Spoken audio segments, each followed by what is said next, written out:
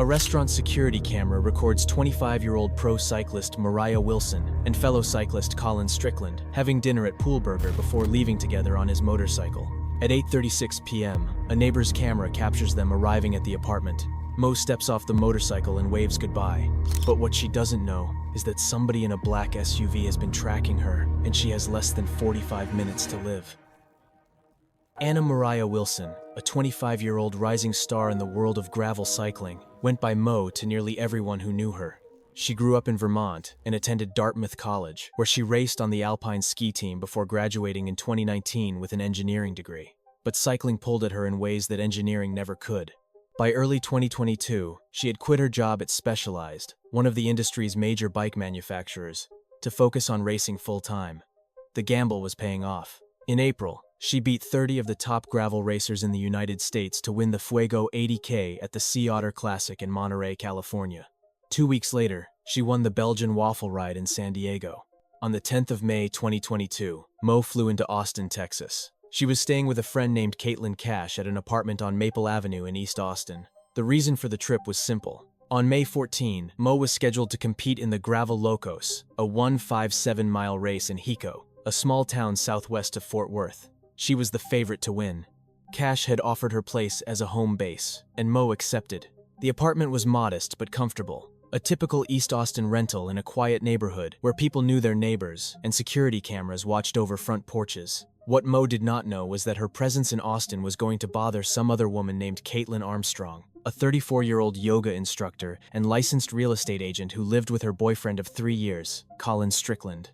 Caitlin and Colin had an on-again, off-again relationship that those close to them described as tumultuous. They had moved in together, bought investment property, and built a business restoring vintage campers. Caitlin managed Colin's racing finances and had access to his phone, his email accounts, and his passwords. They were deeply entangled in each other's lives. But in October 2021, Colin and Caitlin had broken up. The split lasted only a few weeks, but during that time, Colin met Mo Wilson at a gravel race in Idaho. He was immediately struck by her talent.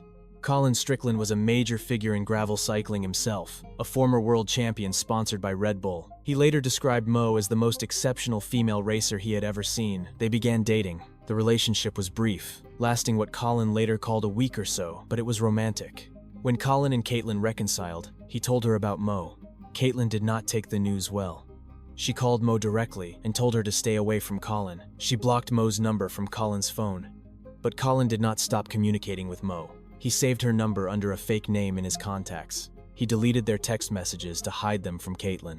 The two maintained what Colin described as a platonic and professional friendship, though later evidence would suggest the boundaries were less clear than he claimed. In January 2022, Colin, Caitlin, and Mo all attended the Cyclocross World Championships in Bentonville, Arkansas. At one dinner, the three of them ended up sitting together.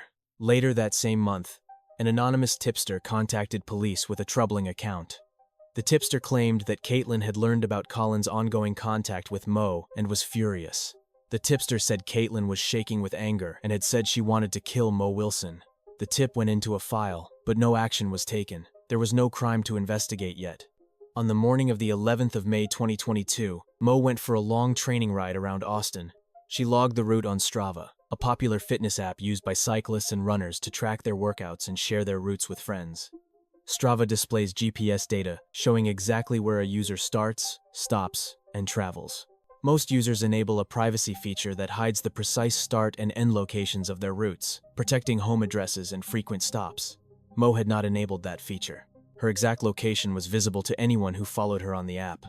Armstrong was following Mo on Strava. Investigators would later learn that Caitlin had accessed Mo's routes on May 10, the day Mo arrived in Austin, and again on May 11. Caitlin knew Mo was in town. She knew where Mo was staying. Colin had not told her he planned to see Mo that day, but Caitlin was watching. At 5:45 p.m., Strickland picked up Mo from Caitlin Cash's apartment on his BMW motorcycle. When he arrived, Mo came outside and climbed onto the back of the bike. They rode to Deep Eddy Pool, the oldest public swimming pool in Austin. They swam for about 45 minutes, then walked across the street to Pool Burger, a casual restaurant that sits directly adjacent to the pool. Security cameras at the restaurant captured them together, talking and eating. They appeared relaxed, two friends enjoying an evening out. At 8:16 p.m., they left the restaurant. Colin and Mo climbed back onto the motorcycle and headed toward Cash's apartment. Colin later told investigators he had lied to Caitlin about where he was that evening. He ignored her calls and texts. When he finally responded, he told her his phone had died. It had not. At 8:36 p.m., the electronic lock on Cash's apartment registered Mo entering her unique code. She was home. A security camera mounted on the house next door, owned by a man named Daniel Shear, captured a brief flash of Colin's motorcycle pulling away in the background. Then, at 8:37 p.m., Shear's camera recorded something else. A dark-colored Jeep Cherokee came into view, moving slowly down the street. The vehicle had a large bicycle rack mounted on the trailer hitch. Chrome trim framed the windows. The Jeep slowed as it approached Cash's apartment, then came to a stop directly beside the building. The driver did not get out immediately. The Jeep simply sat there. No other vehicles passed by. What happened inside the apartment over the next 36 minutes was never recorded, but the timeline suggests Armstrong entered the home shortly after arriving. Investigators would later find that Mo's expensive racing bicycle had been moved from inside the apartment and hidden in bamboo bushes just over 20 yards away. The bike would later test positive for DNA with a strong likelihood of belonging to Caitlin Armstrong. At 9:13 p.m., a neighbor's Ring doorbell camera captured audio that would become central to the case. The recording begins with the sound of a woman screaming in terror. The scream is high-pitched, desperate, raw, then 2 gunshots in rapid succession. Inside the apartment, Mo Wilson lay on the floor of the bathroom. She had been shot 3 times. 2 bullets had entered her head, one at the temple and one at the forehead. The 3rd bullet had struck her chest. Prosecutors would later argue that the final shot was delivered while Caitlin Armstrong stood over Mo's body, a deliberate execution shot fired directly into her heart. Cash returned to her apartment shortly before 10 p.m. She noticed Mo's bike was missing, which struck her as odd. When she stepped inside, she found Mo lying on the bathroom floor, covered in blood and not breathing. Cash immediately called 911. The call was frantic, her voice breaking as she tried to explain what she was seeing. She and the first responders attempted CPR, but it was too late. Mo Wilson was pronounced dead at the scene. Investigators arrived within minutes. They documented the crime scene with methodical precision.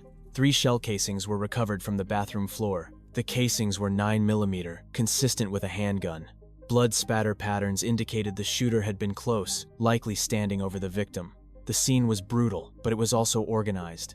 There were no signs of forced entry, no signs of a struggle outside the bathroom. Whoever had done this had either been let inside or had access to the apartment.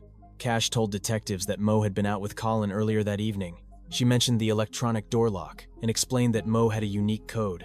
Investigators pulled the lock's records and confirmed that Mo had unlocked the door at 8:36 p.m. That timestamp became a critical anchor in the timeline. Detectives began canvassing the neighborhood for security camera footage. Daniel Shear, who lived next door, provided his recordings without hesitation. When investigators reviewed the footage, they saw the dark Jeep Cherokee arriving at 8:37 p.m. and stopping beside the apartment.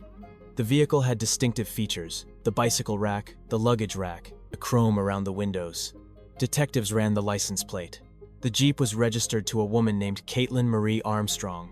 On the morning of May 12, detectives arrived at the home Colin Strickland shared with Caitlin Armstrong. A black Jeep Cherokee sat in the driveway. It matched the description from the surveillance footage. Officers asked to speak with Colin, and he agreed.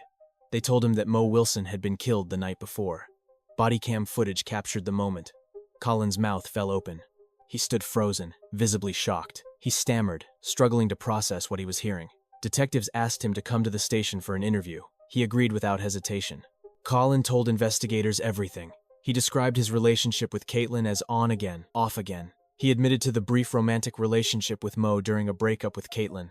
He explained that he and Mo had remained friends, but that he hid their communications from Caitlin.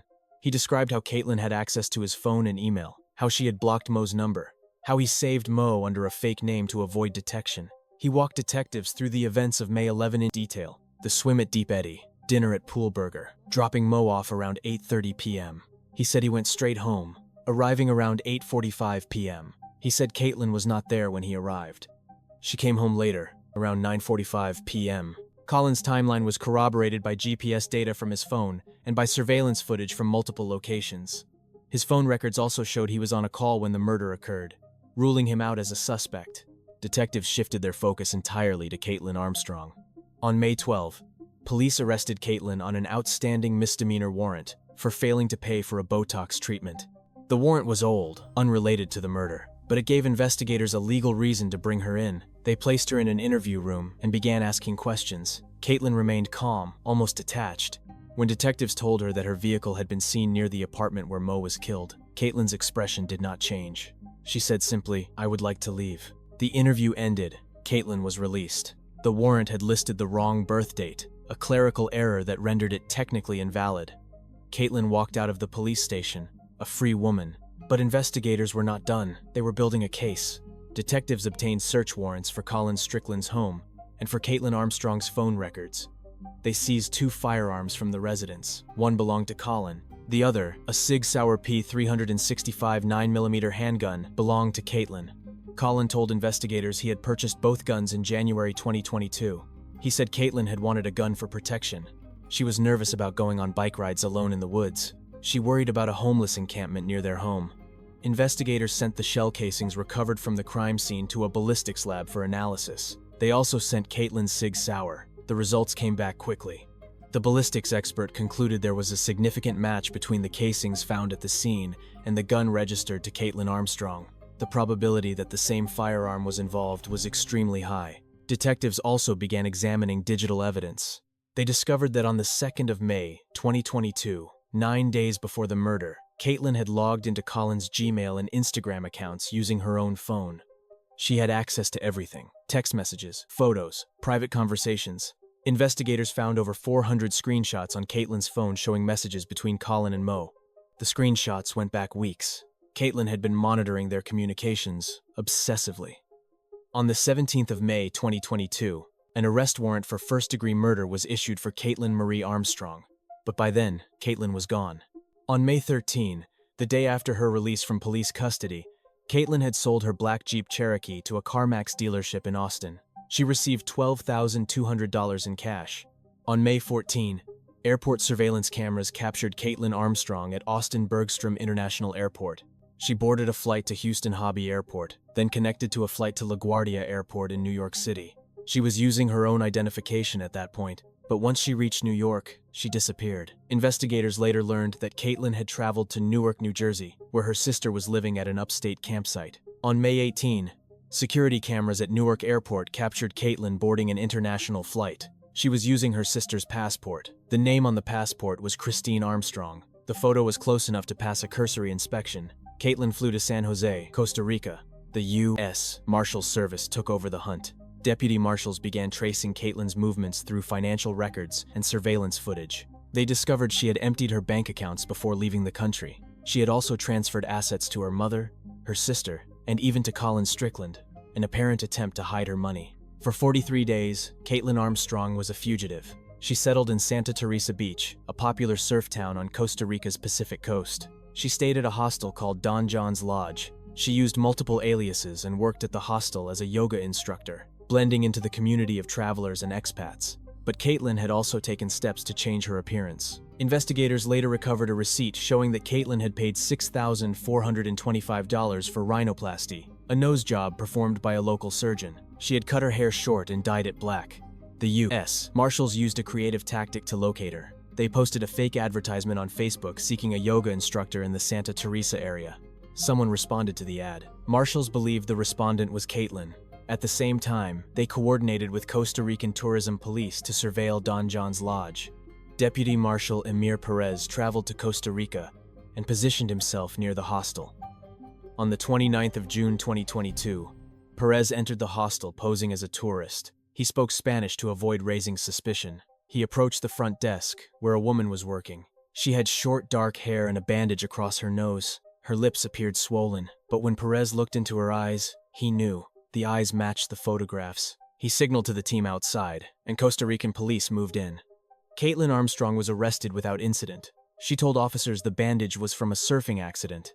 When police searched her belongings, they found 2 passports, one in her name and one in her sister's name. They found the receipt for plastic surgery. They found multiple fake identification cards. Caitlin was extradited to the United States and flown back to Austin, where she was booked into the Travis County Jail on a charge of first-degree murder. The case seemed solid.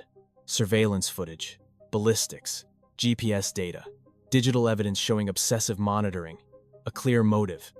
a flight from justice that included international travel, fake identification, and plastic surgery. But Caitlin Armstrong pleaded not guilty. Her defense attorney, Jeffrey Puryear, argued that the case was built entirely on circumstantial evidence. No witness had seen Caitlin Armstrong pull the trigger. No one had seen her enter the apartment. The Jeep on the surveillance footage could have belonged to someone else. The defense prepared to fight. On the 11th of October 2023, 3 weeks before the trial was set to begin, Caitlin Armstrong made headlines again. She was being escorted by 2 corrections officers to a medical appointment outside the jail when she suddenly bolted. She ran from the officers, handcuffed and wearing a striped jail uniform. Video footage captured her attempting to climb a chain-link fence. The officers caught her within 10 minutes. She had made it less than half a block. Caitlin was charged with escape causing bodily injury, a felony that carried up to 20 years in prison. The escape attempt seemed desperate, irrational. It also made her look guilty. The trial began on the 1st of November, 2023, in Travis County. The courtroom was packed. Mo Wilson's family sat in the gallery, alongside members of the cycling community and journalists from around the country. Caitlin Armstrong sat at the defense table, flanked by her attorneys. She wore civilian clothing and showed little emotion. Prosecutor Ricky Jones delivered opening statements with blunt force. He told the jury that the last thing Mo Wilson did on this earth was scream in terror. He said they would hear those screams on the audio recording. He said the screams would be followed by 2 gunshots, then silence, then a 3rd shot delivered, while Caitlin Armstrong stood over Mo's body and fired into her heart. Jones walked the jury through the timeline, the surveillance footage, the digital evidence. Jeffrey Puryear, the defense attorney, countered by emphasizing what the jury would not see. He told them there was no witness who saw Caitlin Armstrong commit the murder, not one. He said the prosecution's case was built on assumptions and circumstantial evidence. He said Caitlin Armstrong was trapped in a nightmare, a victim of coincidence and investigative bias. The prosecution called more than 20 witnesses over the course of 4 days. Mo Wilson's brother, Matt, testified about his sister's personality and her love of cycling. He spoke about how close they had been. Cash took the stand next. She was visibly emotional as she described finding Mo's body on the bathroom floor. Prosecutors played the 911 call she had made that night. The jury listened in silence as Cash's voice broke on the recording, pleading for help. Bodycam footage from the first responders was also shown, depicting Cash and paramedics attempting CPR on Mo's lifeless body. Strickland testified for hours. He admitted he was unsure they were compatible as long-term partners. He testified about his brief romance with Mo and his decision to hide their ongoing friendship from Caitlin. He recounted the evening of May 11 in detail, explaining that he dropped Mo off and went straight home. He said Caitlin was not there when he arrived. When she came home later, he said, she approached him and initiated sex. He described it as rough and dominating, unusual for them. At the time, he thought nothing of it. Later, after learning of Mo's death and Caitlin's arrest, he would feel traumatized by the memory. Brian Bell, an executive from Strava, testified about how the app works and confirmed that Caitlin Armstrong had accessed Mo Wilson's routes on May 10 and May 11. He explained that Mo had not enabled the privacy feature that would have hidden her exact location. Daniel Shear, the neighbor whose camera captured the Jeep, testified that he had never seen Caitlin Armstrong in person before seeing her in court. A DNA expert testified that genetic material recovered from Mo's bicycle, which had been hidden in the bushes, showed a strong likelihood of belonging to Caitlin Armstrong. A ballistics expert testified about the shell casings and the significant match to Caitlin's Sig Sauer handgun. Prosecutors also played bodycam footage taken at the hospital on the night of the murder. The video showed Caitlin Armstrong washing blood off her hands and later being informed that Mo had died. As the footage played in court, Caitlin covered her ears and kept her head down. The defense called several witnesses in an attempt to discredit the investigation. They brought in a digital forensics expert, who argued that the evidence did not definitively prove Caitlin had created a catfishing scheme to lure Mo. They also called former investigators who had been transferred off the case, suggesting there had been internal disagreements about the evidence. But the defense did not put Caitlin Armstrong on the stand. She never testified in her own defense. On the 16th of November, 2023, after 2.5 hours of deliberation, the jury returned a verdict: guilty of murder in the first degree. Mo Wilson's family members exhaled, hugged each other, and wiped away tears. Caitlin Armstrong sat motionless, showing no reaction. The next day, the jury recommended a sentence of 90 years in prison. Texas law did not require the judge to follow the recommendation, but in this case, the judge agreed. Caitlin Armstrong was sentenced to 90 years with no possibility of parole. She would also face sentencing for the escape attempt, but that charge was secondary. The murder conviction was final. The Wilson family continues to attend cycling events where Mo once competed. Strickland left competitive cycling and relocated from Austin. Caitlin Armstrong remains incarcerated in Texas, serving her sentence. The cycling community holds an annual memorial ride in Mo's honor each May in Vermont.